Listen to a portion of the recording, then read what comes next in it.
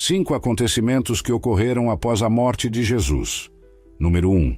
A declaração de fé do centurião. Quando Jesus morreu, não foi apenas um fim, mas o início de algo transformador para a humanidade.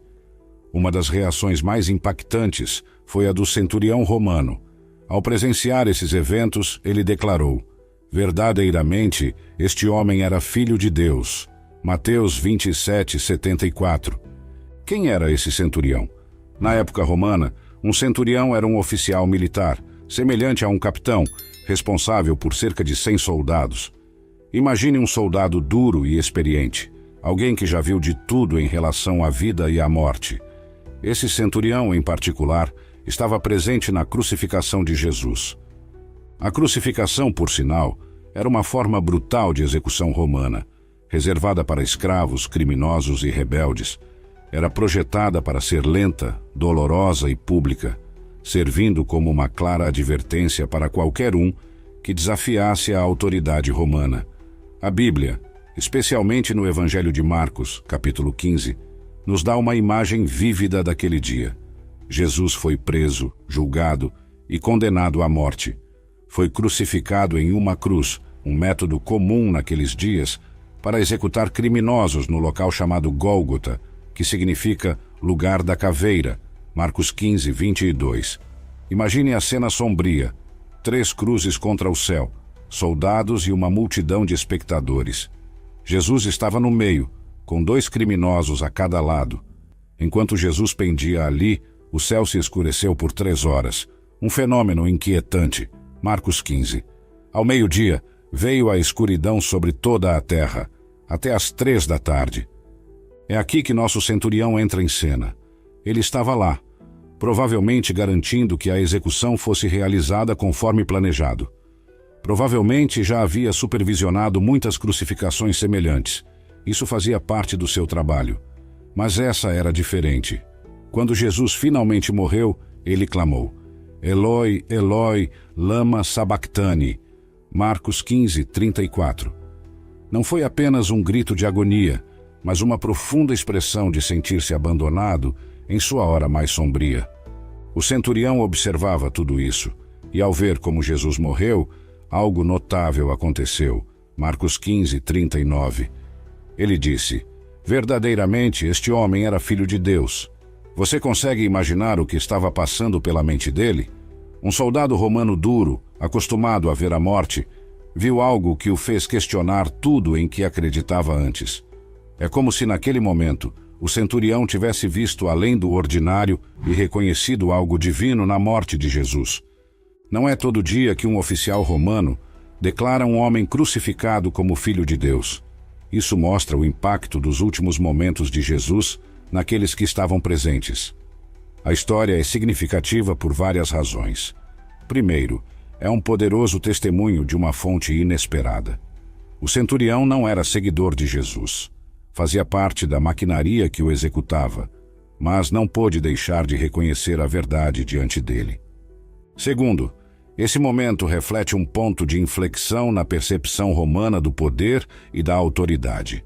A declaração do centurião é como uma luz que brilha na escuridão daquele dia, reconhecendo a verdadeira identidade de Jesus, apesar da aparente derrota da crucificação.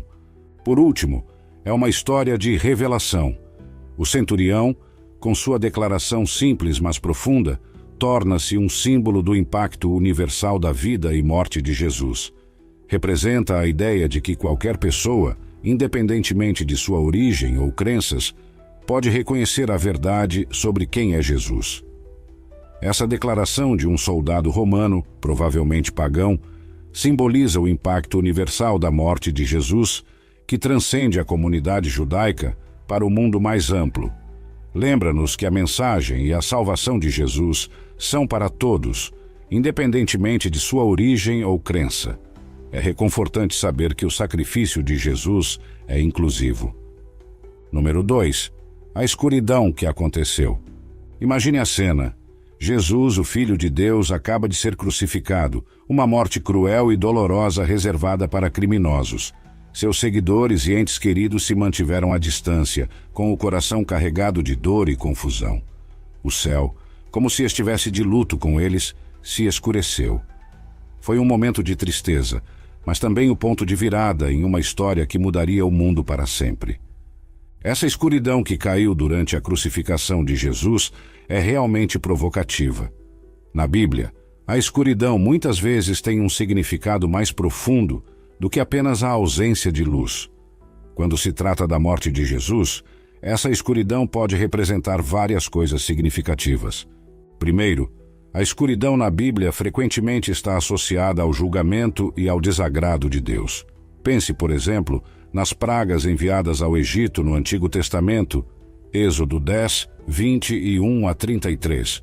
Foi uma sinalização de que algo sério e único estava acontecendo, algo que não era apenas um evento regular.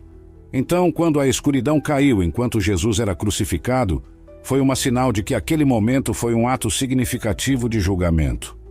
Era como a hora sexta, e houve escuridão sobre toda a terra até a hora nona, e o sol se ocultou. Lucas 23, 44 a 45. Outra interpretação é a importância do sacrifício de Jesus. Este não foi apenas um momento qualquer, mas o momento em que o Filho de Deus carregou o pecado do mundo. A escuridão pode refletir o peso do pecado e a dor desse momento. Além disso, representa o lamento da criação, como se o mundo natural estivesse respondendo à injustiça e tristeza da morte de Jesus. O Criador estava sendo crucificado e a criação mesma estava reagindo. A escuridão e a convicção da crucificação de Jesus tratavam de julgamento, da gravidade do pecado e do lamento da criação. Não era apenas um cenário dramático, mas uma mensagem única sobre o que estava acontecendo naquele momento, ligada ao castigo de Deus sobre Faraó no Antigo Testamento. Avançando rapidamente para o Novo Testamento, no momento da crucificação de Jesus, do 6º ao 9º horário, a escuridão cobriu toda a terra. Isso não foi uma escuridão comum. Parecia que o mundo inteiro escurecia no meio do dia. Pense nisso assim. Antes de coisas boas acontecerem, houve escuridão, como no Egito, antes da libertação dos israelitas. Antes de Jesus se sacrificar para salvar as pessoas de seus pecados, havia escuridão no Calvário. Interessante como a escuridão, que normalmente parece negativa, pode significar algo esperançoso e bom que está prestes a acontecer. Considere também o paralelo entre a história do Egito, onde a escuridão durou 3 dias, e a história de Jesus, que esteve na tumba por 3 dias. É como se a primeira história fosse um sinal de uma história maior que aconteceria com Jesus. Em ambas as narrativas, a escuridão não é o fim. No Egito, ela deu lugar ao Êxodo. No Calvário, deu lugar à ressurreição. A Bíblia parece dizer que nos nossos momentos mais escuros, a esperança está logo ali. O que podemos tirar disso? Talvez um lembrete de que os planos de Deus muitas vezes estão ocultos nas sombras, esperando para emergir à luz. Ou talvez uma garantia de que mesmo nos nossos momentos mais escuros, há um propósito e uma promessa de libertação e nova vida. Número 3. O véu rasgado. O que aconteceu quando Jesus morreu? A Bíblia relata um evento extraordinário, o rasgado do véu no templo. Esse momento é rico em significado. Primeiro, imagine o templo em Jerusalém, o coração do culto judaico. Dentro dele, havia uma cortina ou véu especial que separava o Santo dos Santos, onde se acreditava que residia a presença de Deus, do restante do templo. Esse véu não era uma simples tela fina, mas um material grosso e elaborado, que representava a separação entre Deus e a humanidade devido ao pecado. Agora, imagine o momento da morte de Jesus na cruz. Isso não foi um evento pequeno. O véu se rasgou de cima a baixo, não de baixo para cima, como se tivesse sido feito por mãos humanas, indicando intervenção divina. Mas, o que significa esse ato dramático? A conexão com o Antigo Testamento é profunda. O rasgado do véu no templo, no mesmo momento da morte de Jesus, está profundamente enraizado nas tradições do Antigo Testamento. Para entender seu pleno significado, vamos mergulhar na narrativa e conectar os pontos. Primeiro, vamos ao Antigo Testamento. O templo em Jerusalém era o ponto focal da vida religiosa judaica. A parte mais sagrada do templo era o Santo dos Santos, separado por um véu. Esse véu não era uma cortina comum, mas um material grosso e ornamentado que servia como uma barreira física e simbólica entre Deus e a humanidade. Apenas o sumo sacerdote podia entrar nesse espaço sagrado, e isso acontecia apenas uma vez por ano, no Yom Kippur, o dia da expiação, para oferecer sacrifícios pelos pecados do povo. Levítico 16, 22 a 34. Era um lembrete constante da barreira que o pecado havia criado entre Deus e a humanidade. O rasgado do véu no momento da morte de Jesus simboliza que essa barreira do pecado foi derrubada. O sacrifício de Jesus, ao contrário dos sacrifícios repetitivos de animais, foi suficiente uma vez por todas para compensar as faltas de todas as pessoas. Esse ato de rasgar o véu foi como se Deus estivesse dizendo que agora o caminho para ele está aberto. Além disso, o rasgado do véu representa a acessibilidade de Deus para todas as pessoas. Antes, apenas o sumo sacerdote tinha acesso uma vez por ano à presença de Deus. Agora, através de Jesus, todos têm acesso direto a Deus. Não é notável pensar que agora podemos nos aproximar de Deus diretamente devido ao que Jesus fez? Por que ocorreu? Por que a terra tremeu? E por que o véu do templo se rasgou em dois? Para entender isso, precisamos observar o contexto desse acontecimento. O véu do templo era uma cortina maciça que separava o Santo dos Santos, a parte mais sagrada do templo, onde se acreditava que Deus residia, do restante do templo. Apenas o sumo sacerdote podia entrar nesse espaço, e isso acontecia apenas uma vez por ano, no Yom Kippur, para oferecer sacrifícios pelos pecados do povo. No Evangelho de Mateus, capítulo 27, versículos 50 a 51, encontramos uma descrição exata desses eventos. E Jesus clamou outra vez a grande voz e entregou o Espírito. E eis que o véu do templo se rasgou em duas partes, de alto a baixo, e tremeu a terra, e se partiram as rochas. Pense no que significa a morte de Jesus. Segundo a Bíblia, Jesus foi o sacrifício perfeito que expiou os pecados da humanidade. O livro de Hebreus estabelece essa conexão de forma explícita. O rasgado do véu do templo, com a morte de Jesus, derrubou a barreira do pecado. Além disso, o fato de que o véu se rasgou de cima a baixo sugere uma ação divina, não humana. É como se Deus mesmo estivesse derrubando a barreira. Esse ato simboliza o fim do antigo pacto e o início do novo. Não seriam mais necessários os rituais e sacrifícios do Antigo Testamento, pois o sacrifício de Jesus mudou tudo. O rasgado do véu também significa uma nova era de graça. No Antigo Testamento, a lei era central e a adesão à lei era a forma de manter uma relação com Deus. Agora, com o véu rasgado, trata-se de graça através da fé em Jesus. Porque pela graça sois salvos, mediante a fé. E isto não vem de vós, é dom de Deus. Efésios 29. Em termos simples, o rasgado do véu é como se Deus abrisse uma porta que estava fechada desde a queda de Adão e Eva. Deus elimina a barreira, convidando-nos a uma relação pessoal e íntima com Ele. O que isso significa para nós hoje? O sacrifício de Jesus criou um caminho direto para que as pessoas se conectem com Deus sem a necessidade de alguém mais para ajudar. Assim, irmãos, tendo liberdade para entrar no Santo dos Santos pelo sangue de Jesus, pelo caminho novo e vivo que Ele nos abriu através do véu. Hebreus 10, 19 a 20. Isso significa que a barreira do pecado que nos separa de Deus foi eliminada através de Jesus. Podemos ter uma relação pessoal com Deus sem a necessidade de um mediador humano, como um sumo sacerdote, pois há um só Deus e um só mediador entre Deus e os homens, Jesus Cristo homem.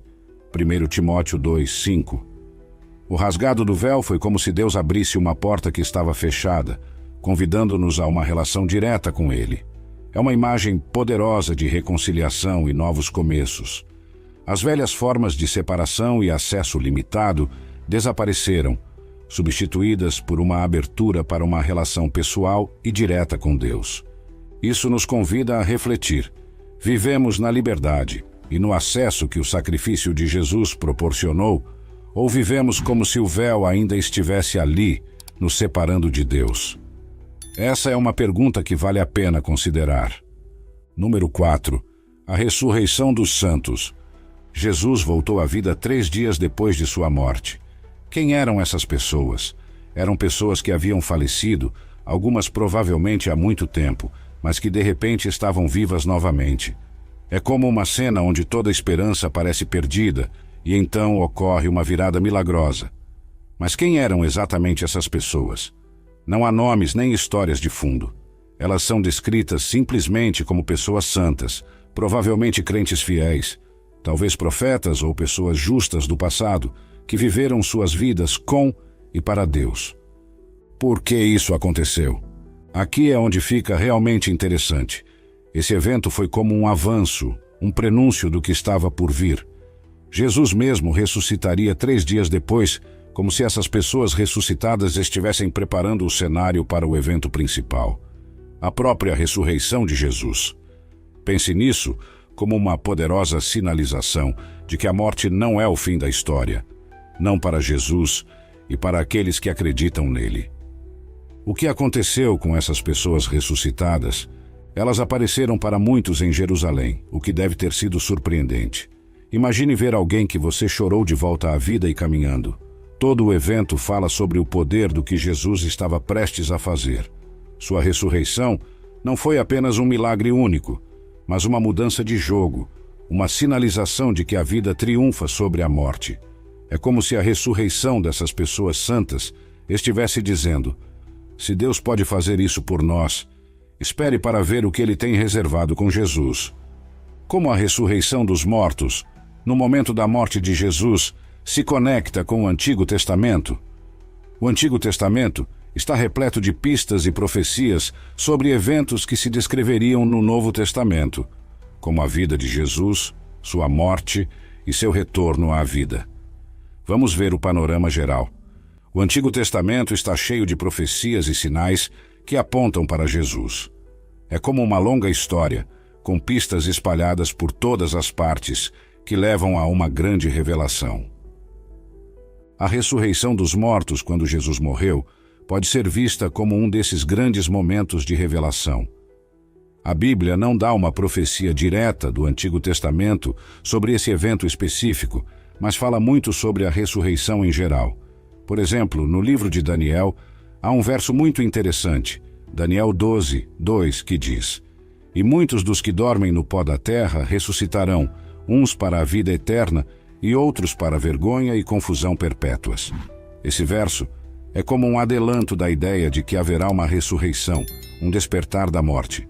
Outro exemplo é Isaías 26, que diz: seus mortos viverão, seus cadáveres ressuscitarão, despertarei-os e exortarei sobre eles. Esses versículos preparam o terreno para o que aconteceu quando Jesus morreu. É como se o Antigo Testamento estivesse dizendo: mantenham os olhos abertos, porque a ressurreição será um grande evento. No Novo Testamento, quando Jesus morre e essas pessoas ressuscitam, é como uma confirmação, uma sinalização poderosa de que o que foi prometido ou insinuado no Antigo Testamento está se cumprindo. A ressurreição dos mortos e a morte de Jesus enfatizam um tema importante na Bíblia: o poder de Deus sobre a vida e a morte. O Antigo Testamento frequentemente fala de Deus como o dador da vida e aquele que tem domínio sobre a morte. Por exemplo, em Deuteronômio 32, 39, Deus diz: vede agora que eu sou, e não há Deus comigo. Eu faço morrer e faço viver, eu firo e eu saro, e não há quem possa livrar de minha mão. Quando essas pessoas ressuscitam dos mortos no Novo Testamento, é como uma demonstração dramática desse poder. Jesus é o primeiro fruto dos mortos. Imagine que estamos montando um quebra-cabeça de uma história que se estende por 2 partes, o Antigo e o Novo Testamento. No Novo Testamento, especialmente em 1 Coríntios 15, 20, diz: mas agora Cristo ressuscitou dos mortos, e foi as primícias daqueles que dormem. Esse termo primeiro fruto é uma analogia agrícola que se refere à primeira porção de uma colheita que frequentemente era oferecida a Deus como sinal de gratidão e esperança de mais por vir. É como dizer: aqui está a primeira e melhor parte, e há muito mais de onde veio. Quando Jesus é descrito como o primeiro fruto, explica que ele é o primeiro exemplo do que está por vir em termos de ressurreição. É a prova de que a vida após a morte é real e não é apenas algo único. É como quando você vê a primeira flor desabrochar na primavera e sabe que as demais flores estão a caminho. No livro de Levítico, capítulo 23, diz: apresentai os primeiros frutos a Deus como oferta. Isso era um símbolo de confiança e gratidão, reconhecendo que Deus providenciava toda a colheita. Avançando rapidamente para o Novo Testamento, quando Jesus é descrito como os primeiros frutos dos mortos, é como dizer que ele é o primeiro e melhor exemplo do que está por vir para todos os que acreditam nele. Assim como os primeiros frutos eram uma promessa de mais colheita por vir, a ressurreição de Jesus é vista como uma promessa de uma futura ressurreição para os crentes. É como se Jesus estivesse abrindo o caminho, mostrando o que está reservado para aqueles que o seguem. Essa conexão é bastante interessante porque mostra a continuidade entre o Antigo e o Novo Testamento. Não é aleatório. Há um vínculo profundo e significativo. Número 5. O sepulcro vazio. Alguma vez você já se perguntou sobre a história por trás do sepulcro vazio de Jesus? É como um mistério da vida real, cheio de suspense e surpresas. Imagine isso. Jesus, o homem que realizou milagres e falou de amor e perdão, acaba de ser crucificado. Seus seguidores estão devastados, confusos e assustados. O que fazer agora? Tudo começa com um homem chamado José de Arimateia. A Bíblia o descreve como um homem rico e membro do conselho judaico, mas também como um seguidor secreto de Jesus, corajoso. Com o corpo de Jesus, José vai até Pilatos, o governador romano, e pede o corpo de Jesus. Mateus 27, 57 a 58. Você pode imaginar quão corajoso foi fazer isso, basicamente revelando que ele ainda seguia Jesus, o que era realmente arriscado. Pilatos concorda, e José obtém o corpo. Ele é acompanhado por Nicodemos, outro seguidor secreto, que traz cerca de 75 libras de especiarias para o sepultamento, mostrando grande respeito por Jesus. João 19, 39. Eles tomam o corpo de Jesus, envolvem-no em um lençol limpo com as especiarias, conforme as tradições de sepultamento judaicas, e colocam-no em um novo túmulo que José havia talhado na rocha. Esse túmulo nunca havia sido usado antes, cumprindo a profecia de Isaías 15, 39, sobre Jesus sendo enterrado com os ricos. Enquanto eles rolam uma grande pedra na entrada do túmulo, você pode imaginar a tristeza e a solenidade que devem ter sentido. Mas poucos sabiam que isso era apenas o começo de algo extraordinário, o túmulo vazio. No dia seguinte, os principais sacerdotes e fariseus, preocupados que os seguidores de Jesus pudessem roubar seu corpo e afirmar que ele havia ressuscitado, vão até Pilatos e conseguem permissão para assegurar a tumba e colocar guardas. Mateus 27, 62 a 66. Eles selam a tumba e colocam guardas como se estivessem tentando garantir ainda mais que a história de Jesus terminaria ali. Mas, na verdade, você pode colocar um selo em um milagre. No primeiro dia da semana, logo após o amanhecer, Maria Madalena e outra Maria vão ver o túmulo. Imagine a surpresa delas ao encontrarem um anjo sentado sobre a pedra removida, com os guardas desmaiados. O anjo diz: "Não temais, porque eu sei que buscais a Jesus, que foi crucificado. Ele não está aqui. Ressuscitou, como havia dito." Mateus 28, 56. As mulheres, cheias de medo e grande alegria, correm para contar aos discípulos de Jesus. Mas há outra surpresa. Jesus aparece no caminho, as cumprimenta e elas o adoram. Ele lhes diz para não terem medo e para informarem aos discípulos que vão a Galileia, onde ele os verá. Mateus 28, 90 e 10.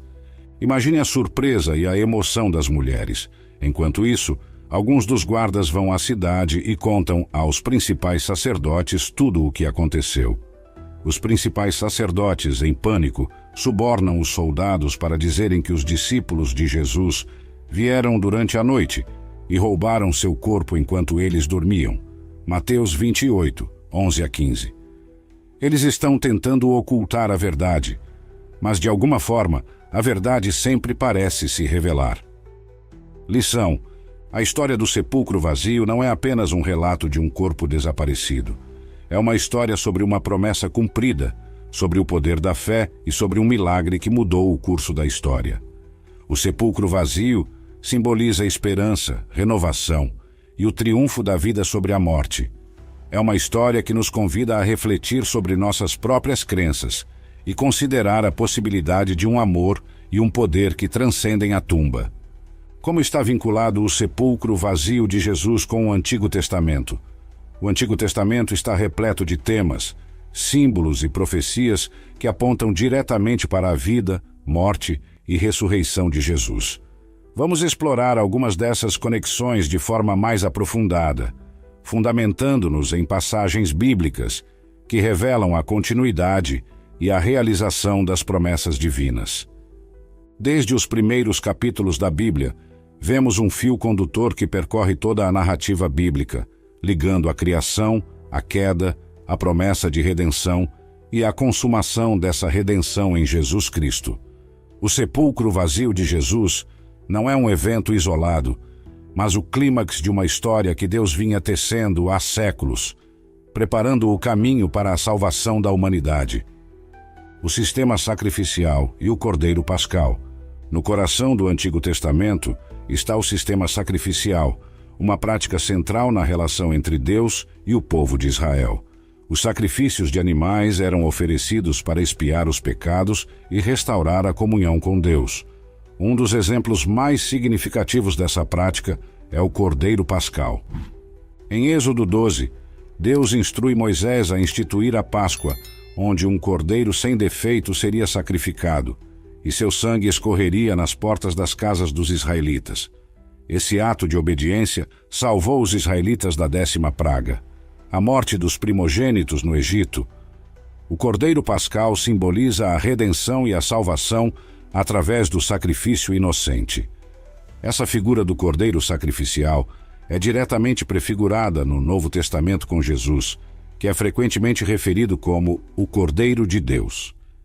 Em João 29, João Batista declara: "Eis o Cordeiro de Deus, que tira o pecado do mundo." Assim como o sangue do Cordeiro Pascal salvou os israelitas, o sangue de Jesus, derramado na cruz, expia os pecados da humanidade, proporcionando salvação eterna. A conexão é profunda e direta, mostrando que Jesus cumpre e transcende os sacrifícios do Antigo Testamento, oferecendo uma redenção definitiva e completa. Profecias messiânicas. O Antigo Testamento está repleto de profecias que apontam para a vinda do Messias, um Salvador prometido que traria redenção e restauração. Essas profecias não apenas anunciam a vinda de um líder, mas descrevem suas características, seu sofrimento e sua missão redentora. Um dos capítulos mais emblemáticos nesse sentido é Isaías 53, que descreve um servo sofredor que carrega os pecados de muitos. Isaías diz: "Foi ferido por causa das nossas transgressões e esmagado por causa das nossas iniquidades. O castigo que nos traz a paz estava sobre ele, e pelas suas pisaduras fomos sarados." Essa passagem é frequentemente citada no Novo Testamento para descrever o sofrimento e a morte de Jesus como um sacrifício expiatório. Outro exemplo é o Salmo 32, especialmente o Salmo 22, que começa com um clamor angustiado que Jesus proferiu na cruz: meu Deus, por que me desamparaste?" Salmo 22, 1. Este salmo descreve em detalhes o sofrimento e a humilhação, prefigurando os eventos da crucificação de Jesus. A descrição dos inimigos cercando o salmista, a perfuração das mãos e dos pés e a ausência de apoio são notavelmente semelhantes aos relatos da crucificação nos evangelhos. Em Daniel 12, 2, há uma referência clara à ressurreição: "E muitos dos que dormem no pó da terra ressuscitarão, uns para a vida eterna e outros para vergonha e confusão perpétuas." Essa promessa de ressurreição se concretiza no Novo Testamento com a ressurreição de Jesus, confirmando a esperança de vida após a morte para todos os crentes. A tipologia bíblica é uma forma de interpretação onde figuras, eventos ou instituições do Antigo Testamento prefiguram realidades no Novo Testamento. Muitos personagens e acontecimentos servem como tipos que apontam para Jesus, mostrando como ele cumpre e transcende as expectativas estabelecidas nas Escrituras hebraicas. Abraão e Isaque são um exemplo clássico dessa tipologia. Em Gênesis 22, Deus pede a Abraão que sacrifique seu filho Isaque, mas o impede no último momento, providenciando um carneiro no lugar. Essa história é vista como um paralelo ao oferecimento de Jesus como sacrifício por parte de Deus. A diferença-chave no caso de Jesus é que o sacrifício foi completado e depois revertido pela ressurreição, simbolizada pelo sepulcro vazio. Em Gálatas 4:35, Paulo faz essa conexão. Visto que foi quem ofereceu o seu próprio filho para que nos libertasse de toda a escravidão. José do Egito também prefigura Jesus de várias maneiras. A história de José, que foi vendido como escravo por seus irmãos, enfrentou falsas acusações e foi preso injustamente, mas posteriormente se tornou governador e salvou sua família da fome, reflete a missão redentora de Jesus. Assim como José foi rejeitado, mas exaltado para salvar muitos, Jesus também foi rejeitado, mas exaltado para trazer salvação, o véu rasgado e a nova aliança. No Antigo Testamento, o templo em Jerusalém era dividido por um véu que separava o Santo dos Santos, onde a presença de Deus habitava, do restante do templo. Esse véu simbolizava a separação entre Deus e a humanidade, devido ao pecado. Apenas o sumo sacerdote podia entrar no Santo dos Santos uma vez por ano, no Yom Kippur, para oferecer sacrifícios pelos pecados do povo. No momento da morte de Jesus, o véu do templo se rasgou de alto a baixo. Mateus 27, 50 a 51. Esse rasgado do véu simboliza que a barreira do pecado foi derrubada, e agora todos têm acesso direto a Deus através de Jesus. A nova aliança, estabelecida por meio do sacrifício de Jesus, substitui a antiga, tornando desnecessários os sacrifícios repetitivos de animais e abrindo um caminho permanente para a reconciliação com Deus. O fato de o véu se rasgar de cima a baixo sugere uma ação divina, não humana, indicando que Deus mesmo estava derrubando a barreira. Esse ato simboliza o fim do antigo pacto e o início do novo. Agora, através de Jesus, todos podem se aproximar de Deus diretamente, sem a necessidade de um mediador humano como o sumo sacerdote. A ressurreição e a esperança escatológica. O Antigo Testamento contém visões e promessas que apontam para a esperança da ressurreição e da vida eterna. Conceitos plenamente realizados no Novo Testamento com a ressurreição de Jesus. Em Ezequiel 37, a visão do vale dos ossos secos, onde Deus insufla vida nos ossos mortos, simboliza a revitalização e a restauração que Jesus traz através da ressurreição. Isaías 26 também reforça essa esperança. Seus mortos viverão, seus cadáveres ressuscitarão. Despertarei-os e exortarei sobre eles. Essa promessa de ressurreição é concretizada na ressurreição de Jesus, validando a esperança de vida após a morte para todos os crentes, a promessa do Espírito Santo. No Antigo Testamento, Deus promete derramar seu Espírito sobre o povo, capacitando-os para viver de acordo com sua vontade. Essa promessa é cumprida no Novo Testamento com a vinda do Espírito Santo, após a ressurreição de Jesus. Em Joel 2, 31, Deus declara: "E acontecerá nos últimos dias, que derramarei o meu Espírito sobre toda a carne." Esse derramamento do Espírito é realizado no dia de Pentecostes, Atos 2, fortalecendo a igreja e capacitando os crentes para a sua missão. Há uma história que Jesus mesmo vinculou à sua morte e ressurreição em Mateus 12, 40. Jesus disse: Assim como Jonas esteve 3 dias e 3 noites no ventre do grande peixe, assim o Filho do Homem estará 3 dias e 3 noites no coração da terra. Não é fascinante como Jesus conecta a história do Antigo Testamento com sua própria experiência? Lembre-se da história de Abraão e Isaque em Gênesis 22. Deus pediu a Abraão que sacrificasse seu filho Isaque, mas foi impedido no último momento, providenciando um carneiro em seu lugar. Essa história é vista como um paralelo ao oferecimento de Jesus como sacrifício por parte de Deus. A diferença-chave no caso de Jesus é que o sacrifício foi completado e depois revertido pela ressurreição, simbolizada pelo sepulcro vazio. Como envolvemos todas essas conexões? É como se o Antigo Testamento tivesse traçado um caminho que leva à grande revelação do sepulcro vazio. O Antigo Testamento estabelece temas de sacrifício, redenção e ressurreição, todos os quais encontram seu cumprimento na história do Novo Testamento de Jesus, especialmente no descobrimento de seu sepulcro vazio. O sepulcro vazio não é apenas um evento isolado hoje em dia, mas um lembrete do imenso sacrifício que Jesus fez e do incrível poder de sua morte e ressurreição. Através de seu sofrimento, Jesus derrubou as barreiras do pecado e da morte que separavam a humanidade de Deus.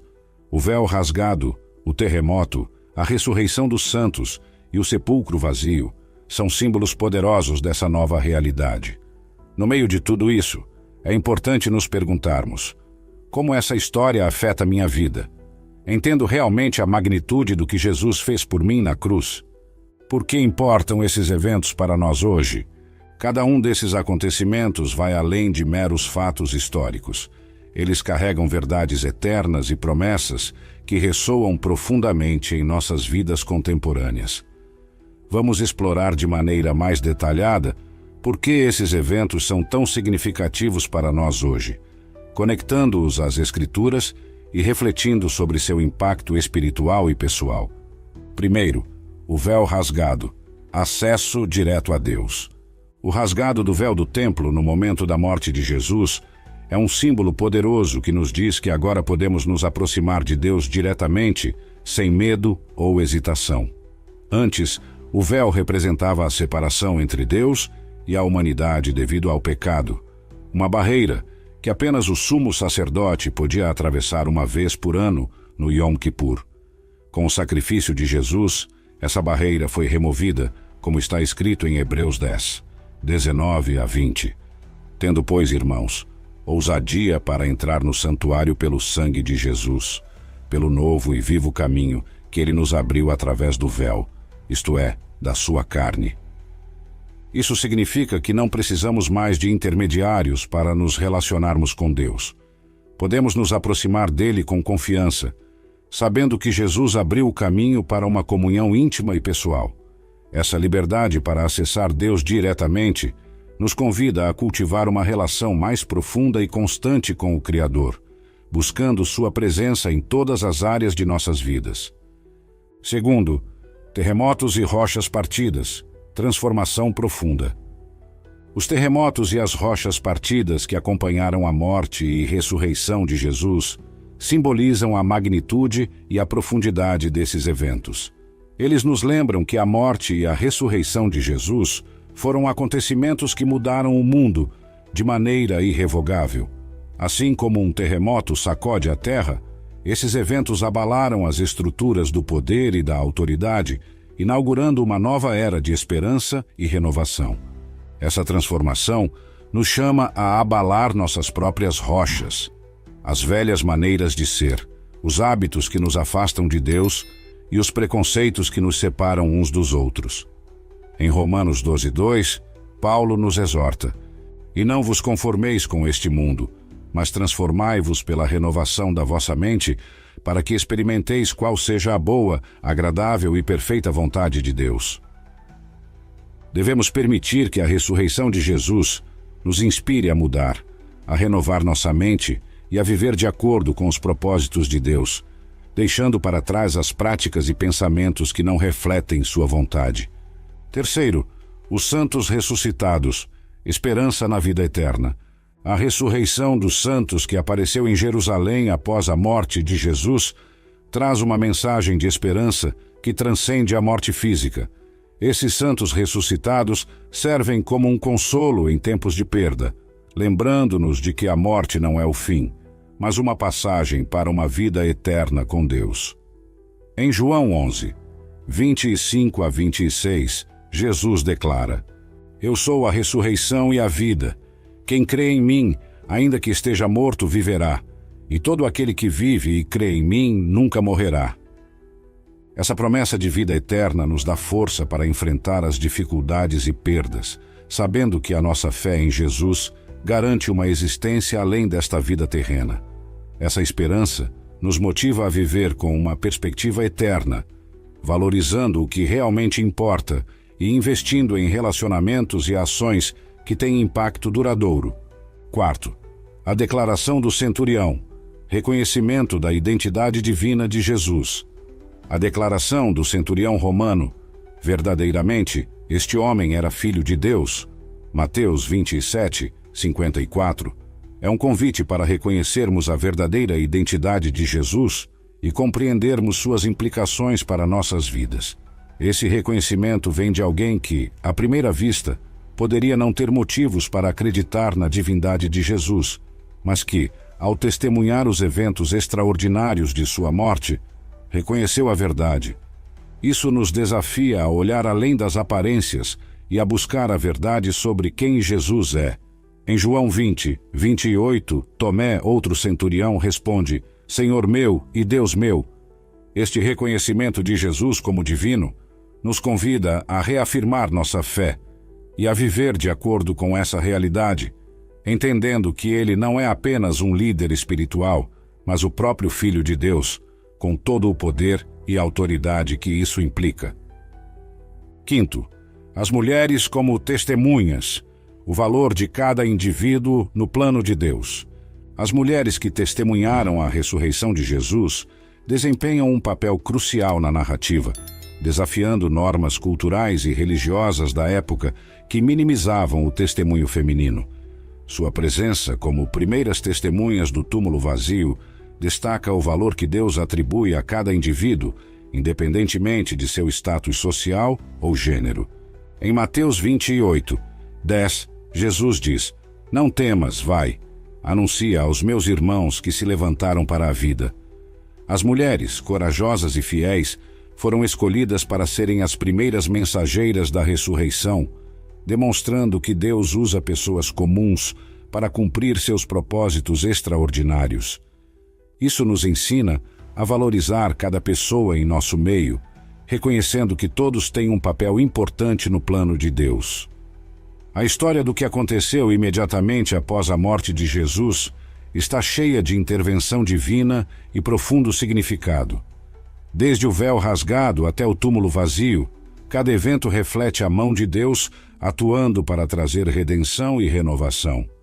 Esses acontecimentos nos convidam a refletir sobre a profundidade do amor de Deus por nós, o poder transformador do sacrifício de Jesus e o impacto que isso tem em nossas vidas diárias.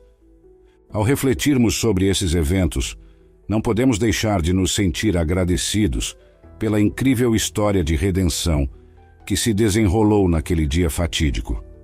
A morte e ressurreição de Jesus não são apenas eventos históricos, mas a base da nossa fé, sustentando-nos em momentos de dificuldade e inspirando-nos a viver de maneira que honre a Deus. Esses eventos formam a base de nossa fé em Cristo e têm implicações profundas para a nossa jornada espiritual. Eles falam de acesso a Deus, transformação pessoal, esperança na vida eterna, inclusão de todos no plano de salvação e o valor intrínseco de cada indivíduo. Temas tão relevantes hoje quanto eram há 2 milênios, nos lembrando constantemente do amor inabalável de Deus e do sacrifício supremo de Jesus para nossa redenção.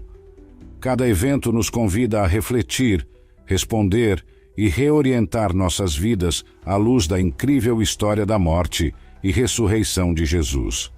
Eles nos desafiam a viver com fé, esperança e amor, alinhando nossas ações e pensamentos com a vontade de Deus, e a buscar uma relação mais profunda e significativa com Ele. Não é assombroso como esses eventos antigos continuam ressoando e impactando nossas vidas hoje? Oremos. Oração. Pai Celestial, neste momento nos reunimos em Tua presença com corações abertos e espíritos anelando o Teu toque. Refletimos sobre os mistérios e eventos milagrosos que seguiram a morte de Teu Filho, Jesus Cristo, e buscamos encontrar significado e inspiração neles para nossas vidas hoje. Pela escuridão que cobriu a terra, representando profunda tristeza e desespero, também experimentamos momentos de escuridão avassaladora, tempos em que a esperança parece distante e a alegria se sente perdida. Esses tempos nos lembram que, assim como a escuridão eventualmente se dissipou, nossos momentos de desespero não são eternos. Concede-nos o valor de aferrarmos a fé, mesmo quando a luz é tênue. Ao lembrar do véu do templo rasgado em dois, maravilhamo-nos com esse ato, a barreira entre o sagrado e o comum, o divino e o mortal, despedaçada em nossas vidas. Que isso seja um lembrete de que não há divisão demasiado grande, nenhuma barreira demasiado forte que Teu amor não possa penetrar.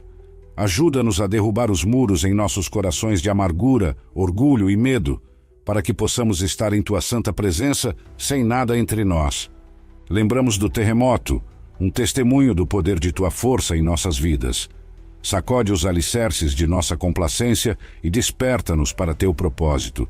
Que esse tremor não seja de destruição, mas de transformação, quebrando as correntes de nossas limitações e nos libertando para avançar. Por meio da graça e da ressurreição milagrosa dos mortos, encontramos uma mensagem de esperança que desafia a finalidade da morte em nossas lutas diárias. Que esse milagre nos lembre de que nenhuma situação está além de Teu poder redentor. Em momentos de perda e tristeza, consola-nos com a certeza de que há vida além da morte, alegria além da tristeza e paz além da compreensão. Finalmente, na ressurreição de Jesus, a pedra angular de nossa fé, encontramos o símbolo supremo da vitória sobre a morte e o pecado. Ajuda-nos a viver na realidade dessa vitória, de modo que o conhecimento da ressurreição de Cristo nos capacite a enfrentar nossas batalhas diárias com confiança e esperança. Que esse milagre nos inspire a superar nossos desafios, vencer nossas fraquezas e viver vidas que reflitam Teu amor e graça. Senhor, enquanto navegamos pelas complexidades de nossas vidas, que esses eventos milagrosos sejam uma luz guia em momentos de dúvida, fortaleçam nossa fé em Ti em tempos de fraqueza, fortaleçam nossos espíritos quando estamos perdidos e nos levem de volta a Ti. Ajuda-nos a ser instrumentos de Tua paz neste mundo onde há ódio. Deixa-nos levar amor onde há ferida, perdão onde há dúvida, fé onde há dor, esperança onde há escuridão, luz e alegria onde há tristeza. Que encarnemos as lições desses milagres em nossas ações e interações. Sejamos uma fonte de consolo para aqueles que estão na escuridão, uma ponte para aqueles separados pela divisão, uma presença constante em tempos de mudança, um farol de esperança em tempos de dificuldade e um testemunho de Teu poder ressuscitador em nossas vidas cotidianas. Ao encerrar esta oração, fazemos isso com corações agradecidos, sabendo que estás conosco sempre, em nossas alegrias e em nossas lutas. Que Teu amor e Tua luz nos guiem hoje e todos os dias. Em nome de Jesus, oramos. Amém.